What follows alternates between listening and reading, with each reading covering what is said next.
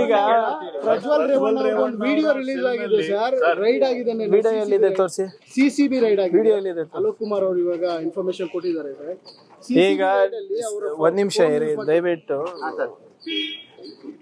ಈ CCB raid ಸ್ವಪ್ರೇರಣೆಯಿಂದ ಎಲ್ಲ ನಾನೇ ಮಾಡಿಸಿದ್ದು. ಯಾವುದೇ ಪ್ರಿಸನ್ನಲ್ಲಿ ರೇಡ್ ಆಗಬೇಕು ಅಂದರೆ ಹೋಮ್ ಮಿನಿಸ್ಟರ್ ಅವರ ಆದೇಶ ಇರಬೇಕು. ತಮ್ಗೆ ಗೊತ್ತಿರೋ ಹಾಗೆ ಎರಡು ವಾರ 3 ವಾರದ ಹಿಂದೆ ನಾನೇ ವಿಸಿಟ್ ಮಾಡಿದ್ದೆ. ವಿಸಿಟ್ ಮಾಡಿದಾಗ ಅಲ್ಲಿ ಕೆಲವು ಲೋಪಗಳನ್ನು ನಾನು ನೋಡಿದೆ. ಅದನ್ನು ನಮ್ಮ ಹಿರಿಯ ಅಧಿಕಾರಿಗಳ ಜೊತೆ ಚರ್ಚೆ ಮಾಡಾದ್ಮೇಲೆ ನಿನ್ನೆ ನಾನೇ ಮುಖ್ಯಮಂತ್ರಿಗಳ ಪರ್ಮಿಷನ್ ತೊಗೊಂಡು ಅಲ್ಲಿ ರೇಡ್ ಮಾಡಿಸಿರೋದು. ಸುಮಾರು 100 ಜನ CCBದವರಿಗೆ ಕಳಿಸ್ಕೊಟ್ಟು ಅಲ್ಲಿನ ವ್ಯವಸ್ಥೆ ಬಗ್ಗೆ ತಿಳ್ಕೊಂಡಿರೋದು. ಅದರಲ್ಲಿ ಸಾಕಷ್ಟು ಲೋಪಗಳು ಕಂಡು ಬಂದಿದೆ. We are already taken action also. Video ಬಂದಿದೆ, ಆಡಿಯೋ ಬಂದಿದೆ, ಅವು ಯಾವುದೂ ಇಲ್ಲ. ಇದು ನಮ್ಮ ಜವಾಬ್ದಾರಿಯುತ ಒಂದು ಅಧಿಕಾರಿಗಳ ಒಂದು ಇನ್ಫಾರ್ಮೇಷನ್ ಮೇರೆಗೆ ಮತ್ತು ನನ್ನ ಇನ್ಫಾರ್ಮೇಷನ್ ಮೇರೆಗೆ ನಾವು ಮಾಡಿಸಿರೋದು. ಇಲ್ಲಿ ಇದಕ್ಕೆ ಸಹಕಾರ ಕೊಟ್ಟಂಥ ಎಲ್ಲ ಅಧಿಕಾರಿಗಳಿಗೂ ಈಗಾಗಲೇ ಸಸ್ಪೆನ್ಷನ್ ಮಾಡಬೇಕಂತ ಆದೇಶ ನೀಡಿದ್ದೇನೆ. ಮತ್ತು ಅಲ್ಲಿ ಏನೇನು ನಾವು ಮಾಡಬೇಕು, ಬರೀ ನಿಮ್ಮ ಪರಪ್ಪರ ಅಗ್ರಹಾರ ಅಷ್ಟೇ ಅಲ್ಲ, ಎಲ್ಲ ನಿಮ್ಮ ಪ್ರಿಸನ್ಸ್ನಲ್ಲಿ ಜೈಲ್ನಲ್ಲಿಗಳು ಕೂಡ ಇದು ನಡೀತದೆ. ಯಾವಾಗ ಏನು ಎತ್ತ ಅಂತ ನಾನು ಹೇಳಕ್ಕೆ ಹೋಗಲ್ಲ. ಆದರೆ ಕಲಬುರ್ಗಿ ಇದೆ ಪ್ರಿಸನ್ ಇರ್ಬೋದು, ಬೆಳಗಾವಿ ಇರ್ಬೋದು, ಬೆಂಗಳೂರು ಇರ್ಬೋದು, ಬೇರೆ ಯಾವುದೇ ಇರ್ಬೋದು. V will take strict action. We will keep doing this. ನಿರಂತರವಾಗಿ ನಾವು ಇದನ್ನು ಮಾಡ್ತಾ ಇರಬೇಕು. ಕೆಲವು ಆಫೀಸರ್ಸ್ ಇದ್ದಾರೆ ನಮ್ಮಲ್ಲೂ ಕೂಡ, ಯಾರು ಇನ್ನೂ ಹಳೆ ಚಾಳಿಗಳು ಬಿಟ್ಟಿಲ್ಲ.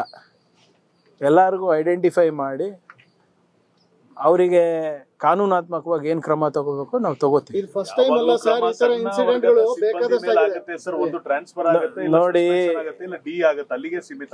ಇರೋದಷ್ಟೇ ನಾವು ಮಾಡ್ಬೋದಲ್ಲ, ನಾವು ಗಲ್ಲಿಗೆ ಏರ್ಸಕ್ಕಾಗ್ತದ? ಹೀನಿಯಸ್ ಕ್ರೈಮ್ ಇದ್ರೆ ಡೆಫಿನೆಟ್ಲಿ ಅವರು ಸರ್ವಿಸ್ ಇಂದ ಡಿಸ್ಮಿಸ್ ಮಾಡಬಹುದು ಅಷ್ಟೇ. ಒಂದ್ ನಿಮಿಷ ಸರ್ ಹೇಳ್ಬಿಡ್ತೀನಿ. ಈಗ ನೋಡಿ ಇವ್ರೆ, ನಾನು ಈ ಖಾತೆ ತಗೊಂಡು ನಮಗೆ ಜವಾಬ್ದಾರಿ ಕೊಟ್ಟು 1.5-2 ತಿಂಗಳಾಗಿದೆ. We are taking action. ಇಷ್ಟು ಬೇಗ ಇಷ್ಟು ಸ್ಟ್ರಿಕ್ಟಾಗಿ ಮಾಡಿರಲಿಲ್ಲ, ಇಷ್ಟು ವೇಗವಾಗಿ. We are doing. ಆಮೇಲೆ ಆ್ಯಕ್ಷನ್ ತಗೊಳ್ಳೇಬೇಕಲ್ಲ. ಆಮೇಲೆ ಆ್ಯಕ್ಷನ್ನು ತಗೋಬೇಕಂದ್ರೂ ಐ ಹ್ಯಾವ್ ಟು ಇರೋದೇ 2-3 ಮಾರ್ಗ ನನಗೆ.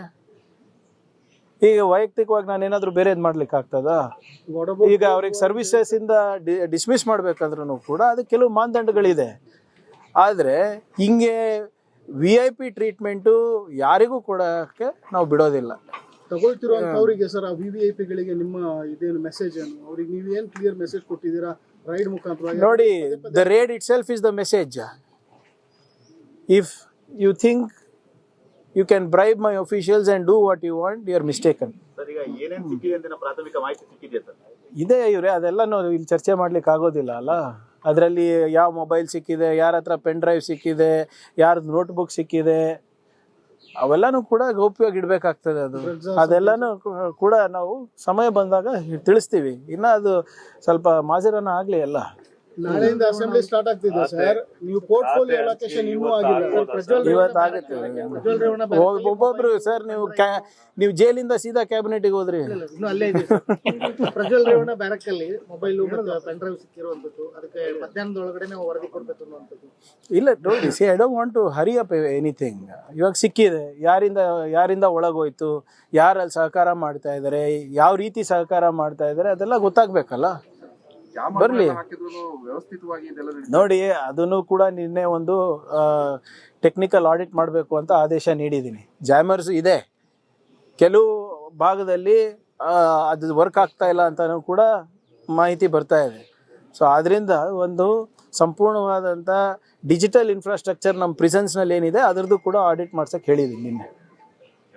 ಓಕೆ, ಕ್ಯಾಬಿನೆಟ್ ಎಕ್ಸ್ಪಾನ್ಷನ್ ಸರ್ ಇವತ್ತಾಗುತ್ತೆ ಸರ್, ಇವತ್ತಾಗುತ್ತೆ.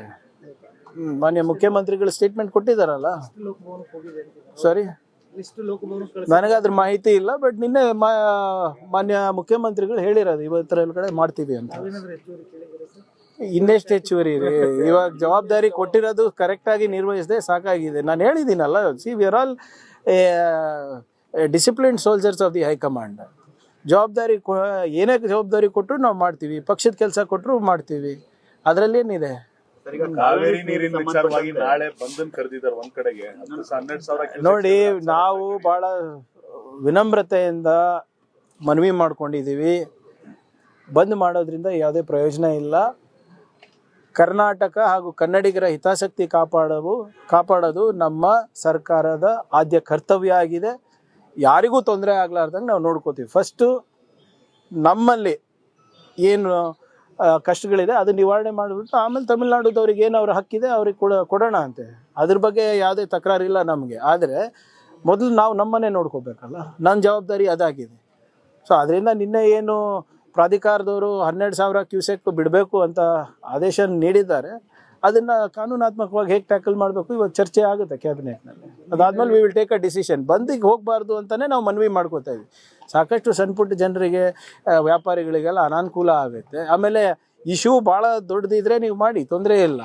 ಆದರೆ ಇದನ್ನು ನಿವಾರಣೆ ಮಾಡ್ಲಿಕ್ಕೆ ನಾವು ಪ್ರಯತ್ನ ಮಾಡ್ತಾ ಇದ್ದೀವಲ್ಲ. ಸರ್ಕಾರದ ಸ್ಪಂದನೆ ಇಲ್ಲ ಅಂದರೆ ನೀವು ಇಂಥ ಮಾರ್ಗಗಳನ್ನು ಉಪಯೋಗ ಮಾಡಿ.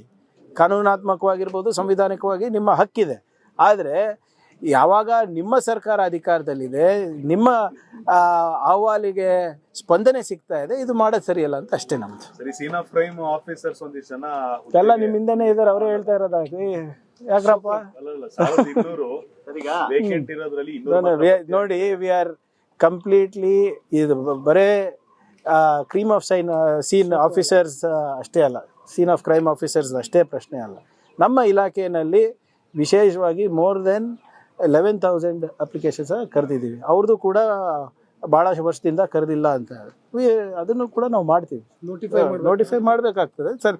ಸೊ 74,000 ಹುದ್ದೆಗಳನ್ನು ನಾವು ಕರೆದಿದ್ದೀವಿ ಸರ್. ಈಗ ನಮಗೆ ಡೇಟ್ ಸಿಗ್ತಾ ಇಲ್ಲ KEAಯಿಂದ. ಪ್ರತಿ ಸಂಡೇ ನಾವು ಎಕ್ಸಾಮ್ ನಡೆಸ್ತಾ ಇದ್ದೀವಿ. ಇನ್ಫ್ಯಾಕ್ಟ್ ಮಾನ್ಯ ಮುಖ್ಯಮಂತ್ರಿಯವರು ಸ್ಯಾಟರ್ಡೇನೂ ಕೂಡ ನಡೆಸ್ಬೋದಾ ಅಂತ ಕೂಡ ಒಂದು ಯೋಚನೆ ನಡೆದಿದೆ KEA ಅವ್ರ ಜೊತೆ. ಸೊ ನಮ್ಮ ಯುವಕರಿಗೆ ಉದ್ಯೋಗ ಅವಕಾಶ ವಿಶೇಷವಾಗಿ ಸರ್ಕಾರದಲ್ಲಿ ಕೊಡಿಸುವ ಒಂದು ಏನು ನಮ್ಮ ಉದ್ದೇಶ ಇದೆ, ಅದನ್ನು ಈಡೇರಿಸುವ ಪ್ರಾಮಾಣಿಕ ಪ್ರಯತ್ನ ನಡೆದಿದೆ ಇದರಲ್ಲಿ, including scene of crime officers. ಆರ್ಥಿಕತೆ ಸಮಸ್ಯೆ ಏನಾದ್ರು ಇದೆ ಸರ್? ಕೆಲವೊಂದು ಹುದ್ದೆಗಳು ಪೋಸ್ಟ್ಪೋನ್ ಆಗ್ತಿರೋದು ಆರ್ಥಿಕ ಇಲಾಖೆಗೆ ಹೋಗಿ ಇಲ್ಲ ಅಪ್ರೂವ್ಡ್ ಆಗಿದೆ. 74,000 ಪೋಸ್ಟು FD ಅಪ್ರೂವಲ್ ಆಗಿದೆ ಅದು. ಆಮೇಲೆ ಕಲ್ಯಾಣ ಕರ್ನಾಟಕ ಭಾಗದಲ್ಲಿ ಕೂಡ ಯಾವುದೇ ನಮ್ಗೆ ಅಪ್ರೂವಲ್ಲು ಬೇಕಾಗಿಲ್ಲ, 80% ಕರಿಬೇಕು ಅಂತ ಆಗಲೇ ಆದೇಶ ನೀಡಿದ್ವಿ. ನಮಗೆ ಏನೋ ಸ್ವಲ್ಪ ಕಾನೂನನ್ನು ತೊಡಕು ಇಂಟರ್ನಲ್ ರಿಸರ್ವೇಷನ್ ಇತ್ತು, ಅದನ್ನು ಕೂಡ ಬಗೆಹರಿದಿದೆ. We are recruiting every Sunday. Sir, what is the reason there was a raid in prison? Many reports are coming out saying... See, I visited the prisons recently.